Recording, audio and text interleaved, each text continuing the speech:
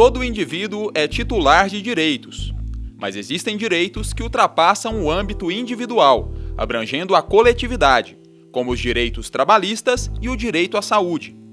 Esses direitos são conquistas sociais reconhecidas em lei, e seu cumprimento é fundamental para o exercício da cidadania. Direitos coletivos e cidadania é o tema de hoje do Viver Ciência. No Brasil, os direitos coletivos se dividem em 3. Direitos coletivos no sentido estrito, direitos difusos e direitos individuais homogêneos. Direitos coletivos são aqueles titularizados por uma comunidade não necessariamente determinada, mas passível de ser, como, por exemplo, o direito das mulheres à saúde. Direitos difusos são aqueles em que não é possível identificar uma coletividade determinada para ele. Por exemplo, o direito ao meio ambiente. Já os direitos individuais homogêneos são direitos coletivos, cujos titulares são identificados a partir de uma situação de fato, quando, por exemplo, uma determinada telefônica não presta o serviço adequado. Qual é a diferença entre esses direitos todos, né? Eu tenho um sujeito coletivo e esses sujeitos, em geral, exercem esses direitos apenas coletivamente. Mas, no direito individual homogêneo, é possível que eu reivindique esse direito individualmente, embora a origem de fato seja comum com outros sujeitos. Os direitos coletivos estão diretamente relacionados à cidadania, um conceito a princípio embasado pelos direitos individuais, em geral, titularizados pela figura do homem burguês, branco, detentor da representação política. A partir do século XX, uma série de lutas sociais ganha força, novos sujeitos surgem e a cidadania se expande.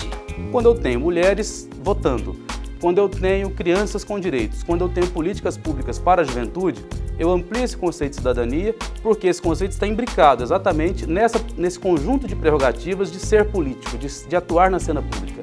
Então, esses direitos hoje, coletivamente falando, em estados democráticos, eles são essenciais para o exercício dessa cidadania cujo conceito se ampliou.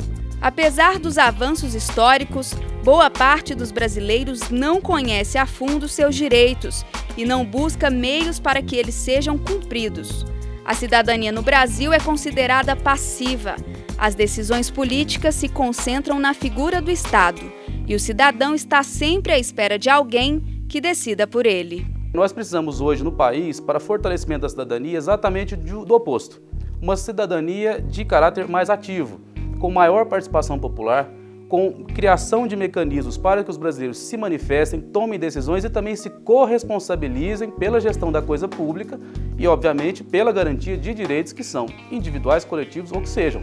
Mas esses cidadãos, para que possam fazer isso, necessitam de mais mecanismos. Olá! No Viver Ciência de hoje estamos falando sobre direitos coletivos e cidadania. Nossos convidados são a doutora em Direito e professora da UFG, Maria Cristina Vidotti, e o doutor em Educação e professor da UFG, juiz Adegmar José Ferreira. Bem-vindos ao Viver Ciência. Obrigado. Muito obrigada, Divino. Bom, nós somos às ruas de Goiânia para saber quais são as dúvidas da população sobre esse assunto. Vamos conferir então. Meu nome é André Ferreira e eu gostaria de saber se os moradores de rua são considerados cidadãos. Professora Adegmar, por favor. Sim, né? Mais do que nunca, né? O cidadão, ele se caracteriza pela própria condição humana, né? Uma vez ser humano, à medida em que a pessoa estabelece relações, não só com as relações interpessoais, mas as relações entre o próprio sujeito e o Estado, né? Naturalmente, ele se caracteriza como cidadão titular de todos os direitos. Infelizmente, o discurso jurídico, embora muitas vezes negue essa situação, mas que não tem como negar que o cidadão, seja ele de rua ou não, né, tenha todos esses direitos assegurados. Portanto, ele é um cidadão. Professor, mas o fato dele não gozar desses direitos não implica, não interfere? Esses direitos normalmente são subtraídos, né, dessas pessoas por uma série de circunstâncias, às vezes, muitas das vezes por ausência de vontade política por parte do Estado, né, e dos seus mecanismos, dos seus aparelhos, né, de Estado, e acaba muitas vezes suprimindo esses direitos de forma indevida, mas esses direitos deveriam ser naturalmente principalmente de acordo com o discurso jurídico da nossa Constituição Federal, que diz que é uma Constituição cidadã, né? Uma vez sendo uma Constituição cidadã, por que não assegurar a todo e qualquer ser humano essa condição de cidadão? Próxima pergunta na tela. Meu nome é Romeu Benvenuti e eu gostaria de saber como nós podemos ter conhecimento dos nossos direitos. Então, professor? Isso, a Carta Magna, a Constituição Federal, que é naturalmente a referência de todo o arcabouço jurídico, né, do país, estabelece perfeitamente quais são os direitos e obrigações dos cidadãos, né, não só os nacionais, mas também os estrangeiros aqui residentes, né? Então, esses direitos são naturalmente consolidados a partir do momento em que as pessoas vão exercendo conscientemente, né, e reivindicando esses direitos junto aos mecanismos de controle do próprio Estado, inclusive junto ao Poder Judiciário, né? Porque o Poder Judiciário, pela Constituição Federal, é um braço do Estado que estaria sempre à disposição, aberto, né, para toda e qualquer reivindicação sobre algum vilipêndio ou algum direito causado a uma determinada pessoa. Então, essa seria uma forma de exercitar, naturalmente, o seu direito através do Poder Judiciário. Ok, mais uma pergunta. Meu nome é Douglas Alves. Eu gostaria de saber quantos nossos direitos não são cumpridos, a quem devemos recorrer. Isso, exatamente o que eu acabava dizendo em relação à resposta à pergunta anterior, né? A Constituição diz que todo e qualquer vilipêndio é direito de qualquer cidadão, de qualquer ente jurídico, seja um cidadão, pessoa física ou jurídica, o caminho é postular junto ao Poder Judiciário. Ou seja, a luta pelo direito, naturalmente, ela se dá no campo, em situação de conflito, no campo do Poder Judiciário, ou seja, no âmbito do Poder Judiciário. Então, o que se espera é que esse Poder Judiciário, como um tatame, ou seja, como um espaço de luta, ele ofereça condições para que essa luta seja uma luta saudável e que ofereça garantia àquelas pessoas que compõem esse protagonismo aí da relação jurídico-processual em conflito.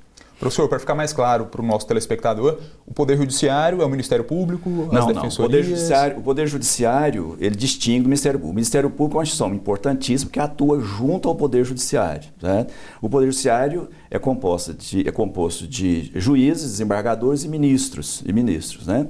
Esses juízes, desembargadores e ministros tem um compromisso, né, legal, naturalmente, de dizer o direito nas situações conflituosas, resolvendo os conflitos postos em juízo. Então, o Ministério Público, tal qual também a Defensoria Pública, né, são instituições importantes que atuam junto ao Poder Judiciário. A advocacia, né, no caso a OAB, o advogado individualmente postulando em nome do seu cliente, e também a Defensoria Pública em defesa das pessoas menos favorecidas, né? E em Goiás, agora recentemente, foi instalada a Defensoria Pública no estado de Goiás, que está à disposição das pessoas, dos cidadãos que pretendem reivindicar seus direitos. Ok, Viver Ciência faz agora o seu primeiro intervalo. A gente volta em 2 minutinhos. Ainda hoje, você vai conhecer uma iniciativa da UFG que mobiliza professores e alunos na promoção da cidadania na comunidade quilombola Calunga. E ainda vai saber como funciona o Observatório de Justiça Agrária da Faculdade de Direito da UFG.